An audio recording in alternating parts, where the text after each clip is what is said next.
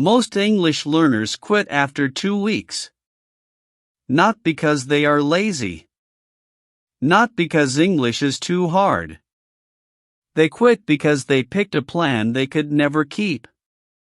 By the end of this episode, you will know exactly how to build one small habit, a habit so easy, you cannot fail, and that one habit will do more for your English than any 3-hour study plan ever could. Hello and welcome back to English Ignite Podcast. I'm Alex, and I am very happy you are here. In today's episode, we are going to talk about learning English every single day. This is one of the most important topics in this whole podcast, my friends. Because it does not matter how good your book is. It does not matter how good your teacher is. If you do not come back to English every day, you will forget it again. I will be speaking slowly and clearly, so you can follow me and repeat after me. Let's start with the truth. Many people want to speak English. They want to watch films without reading the words at the bottom. They want to listen to songs and understand them. They want to talk to people from other countries. They want to use English at work or when they travel. These are good goals, my friends. Nothing wrong with them. But here is the thing. Learning English takes time. It does not happen in one day. It does not happen in 1 week. You need many days. You need many weeks. And that is normal, that is not a bad thing. Every person who speaks English well today was once a beginner, just like you. They forgot words. They mixed up tenses. They felt embarrassed in conversations. And they kept going anyway. That is the only real difference between someone who speaks English today and someone who is still waiting to start. They simply did not stop. It's normal to feel tired some days. It's normal to feel slow, or to forget a word you learned just yesterday. But you are not alone in this, my friend, and you are not doing anything wrong. This is simply what learning a language looks like, for every single person who has ever done it. So what do you actually need? Not a longer course. Not a new app. Not more willpower. You need one small habit, done every day. That's it. And in a few minutes, I'm going to give you the exact plan I give my own students, the plan that turns I want to learn English into I am learning English. But first, let's talk about why big plans fail. Tip number 1, small plans beat big plans. Some people make a very big plan. They say, I will study English for 3 hours every day. That sounds wonderful. But real life is not wonderful, real life is busy. You have work. You have children. You have a house to clean, a family to call, a bus to catch. You study on Monday. You study on Tuesday. Then Wednesday comes, and you are tired. You skip it. Thursday, you are busy again. You skip it again. By Friday, you tell yourself, I will start again next week. And the week ends. This happens to almost everyone. I have seen it 100 times. A small plan works better.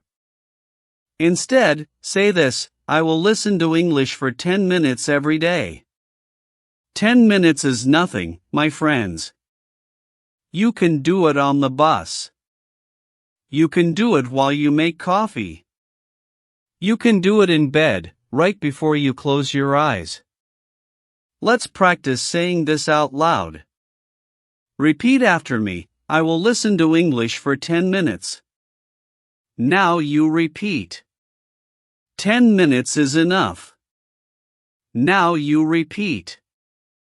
A small step is still a step. Now you repeat.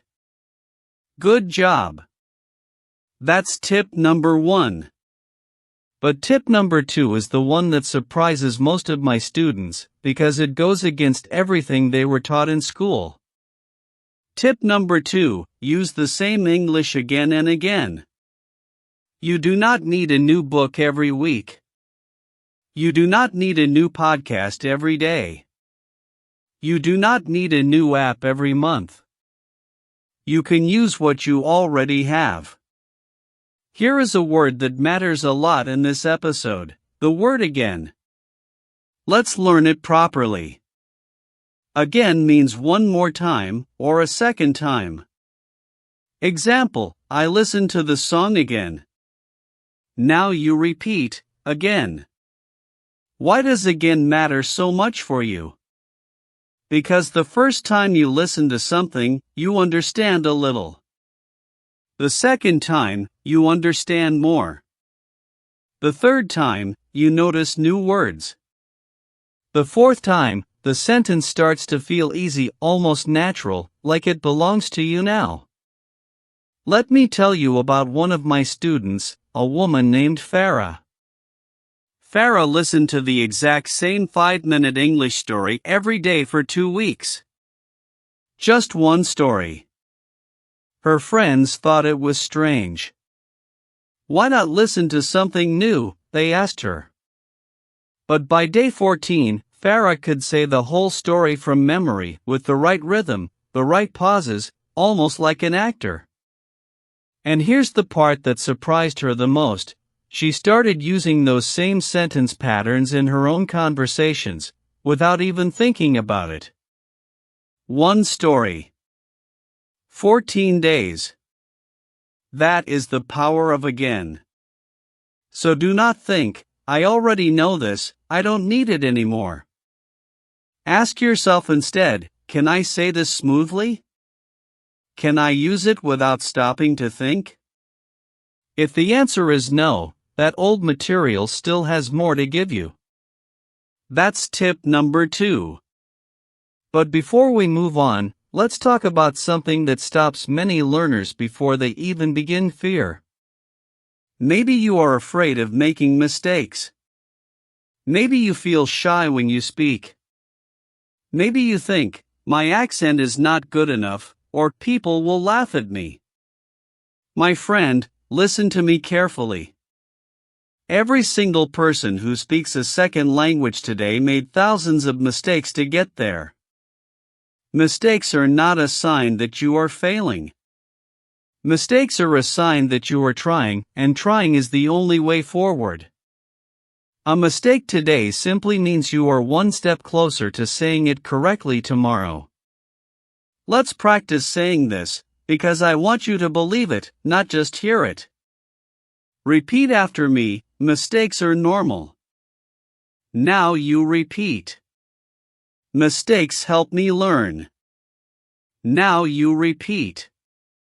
I am not afraid to try. Now you repeat. Good. Hold on to that feeling, because the next tip is about something almost every beginner gets wrong on their very first day, and it can quietly kill their motivation before they even notice. Tip number 3, start easy, not hard. Many beginners try to watch a full film in English on day 1. People speak fast. They use slang.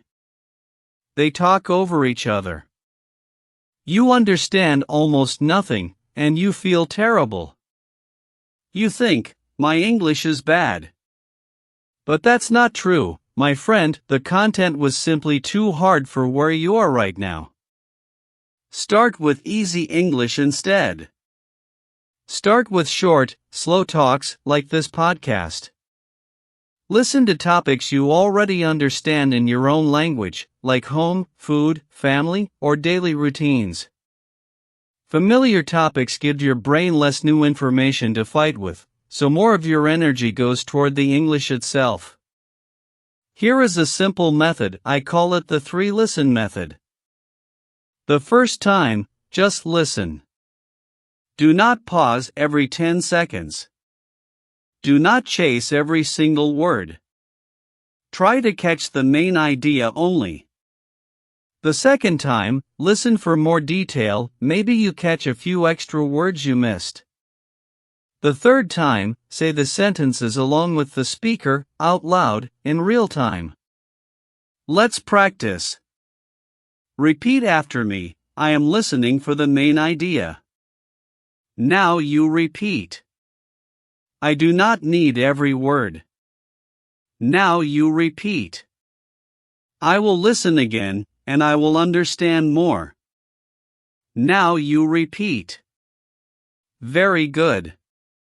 If you're still listening at this point, that already tells me something important about you. You are serious about this. Most people give up on episodes like this one halfway through. You didn't. Hold on to that, because tip number 4 is where reading and writing come in, and tip 5, the last one, might be the most important thing I say in this whole episode. Tip number 4, read a little, write a little. Reading and writing work the same way as listening. Start small. Choose a short text about something ordinary, your day, your food, your family. Read one page. Read it slowly. Then read it a second time, out loud this time, so you can hear your own voice shape the words. For writing, you do not need an essay. 3 sentences are enough. Something like, today I am tired. I worked a lot. Now I am at home. That's it. Simple, true, and yours. Let's shadow a short example together. Repeat after me, today I am tired. Now you repeat. I worked a lot. Now you repeat. Now I am at home. Now you repeat. Tomorrow, you write 3 new sentences. The day after, 3 more. Small work, repeated often, becomes a very large amount of English over time without ever feeling heavy. Let's slow down for one useful word here, the word routine. A routine means something you do regularly, in the same way, almost without thinking, like brushing your teeth. Example, reading before bed is part of my routine. Now you repeat, routine. Good. When your English practice becomes a routine, it stops needing motivation. You simply do it, the same way you brush your teeth, without arguing with yourself about it first. Now, some days will feel easy, and other days will feel hard. On an easy day, maybe you listen for 30 minutes, or read 5 pages. Wonderful, enjoy it. On a hard day, you might only manage 5 minutes, 1 page, 1 sentence. That is still good. 5 minutes is not 0. 1 sentence is not 0. Do not let a hard day convince you that a small day has no value, it does. And yes, some days you will miss completely. Maybe you are sick. Maybe life gets in the way. That is human, and it is okay. One missed day is only one day, it is not the end of your English. The danger isn't missing a day. The danger is what happens after that day, if you let it turn into a week, and then a month. So here is the rule I want you to remember more than any other rule in this episode. Tip number 5, and this is the one I want you to remember the most. Never let one missed day become 2. That's the whole secret. Not motivation. Not discipline. Not a perfect plan. Just this one rule, miss a day if you must, but never miss 2 in a row. I had a student named Omar who came to me frustrated. He worked long shifts at a warehouse, and by the time he got home, he barely had energy to eat dinner, let alone open an English book. He said, "Alex, I have started learning English maybe 10 times. I always stop." I asked him what happened each time he stopped. He said the same thing. Every time he missed one day, felt guilty about it, and told himself he had failed, so he waited for a perfect moment to start again next Monday, next month, next year. That perfect moment never came, because it doesn't exist. It never does. So we changed one thing. Just one. I told him, the next time you miss a day, do not wait for Monday. Do not wait for a new month. Do not wait to feel ready. Open your book tomorrow, at any point in the day, and just say one sentence out loud. That's the entire job, one sentence, nothing more. Some days that's all Omar managed. Other days, one sentence turned into 10 minutes, because starting is always the hardest part. 3 months later, Omar was having full conversations with English-speaking colleagues at his job, real conversations, about real things, without translating in his head first. Not because he never missed a day. He missed plenty, especially during his busiest weeks at the warehouse. But he never missed 2 in a row. That single rule, more than any book or app he ever bought, rebuilt his entire relationship with English. Let's shadow this idea, because I want it to stay with you. Repeat after me, I can miss one day. Now you repeat. But I will come back tomorrow. Now you repeat. One day is not the end. Now you repeat. That's the most important tip in this entire episode, my friends. Everything else, the 10 minutes, the again method, the easy content, none of it matters if you don't have this rule underneath it. This rule is what makes the habit survive real life. Now let's put it all together. Choose one time of day for your English: after breakfast, after work, or right before bed. Choose one time that is usually free, and protect it. At that time, do one small thing: listen, read, speak, or write. Keep the plan simple enough to survive a bad week, because a simple plan is a plan you'll actually use. And please, stop comparing your progress to other people's progress. This is a trap that catches so many learners, my friends, and it helps no one. One learner might have 3 hours a day, because their children are grown and their evenings are free. Another might have only 10 minutes, squeezed between 2 jobs and a family that needs them. One person might work in an office full of English speakers, practicing all day without even trying. Another might live somewhere they never hear a single word of English outside this podcast. None of that means one person is trying harder than the other, it simply means their lives are different. Your life is your life. Use the time you actually have, not the time you wish you had, and not the time someone else seems to have. Instead of asking, "Am I better than them?" ask a much more useful question: do I understand more than I did last month? Can I say more than I could before? Can I read a little faster than I used to? If the answer is yes, even a small yes, that is real, honest progress, and it counts just as much as anyone else's. Please do not judge your English after 2 weeks. 2 weeks is far too short a time to judge a language.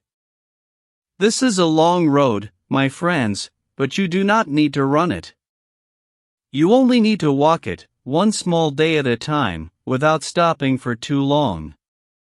No podcast can do this work for you. Not even this one. A podcast can guide you. A teacher can guide you. A book can guide you. But you are the one who has to listen, read, speak, and come back tomorrow. 10 real minutes today are worth more than a 3-hour plan you never actually start. So here is your task for right now, before this episode ends. Think about your day for a moment. When could English fit into it? In the morning, at lunch, after work, or right before bed? Choose one time. Now choose one small thing to do at that time. Will you listen again? Will you read one page? Will you say 5 sentences about your day? Will you write 3 lines about how you're feeling right now? Pick just one. Not all of them, just one. Do it today. Then tomorrow, come back and do a small thing again. Remember what we covered today, my friends. English takes time, and that is completely normal. Small, repeated actions beat big plans you cannot keep. The same material, used again and again, can teach you more than something new. Start easy, and build from there. And most importantly, never let one missed day become 2. At the beginning of this episode, I told you that most learners quit after 2 weeks, not because English is hard, but because their plan was too big to survive real life. Now you know the fix. It was never about finding more time or more motivation. It was about choosing something small enough to keep and choosing to come back, again and again, no matter what. I'm Alex, and this is English Ignite Podcast. Keep listening, keep speaking, and keep believing in yourself. Bye for now.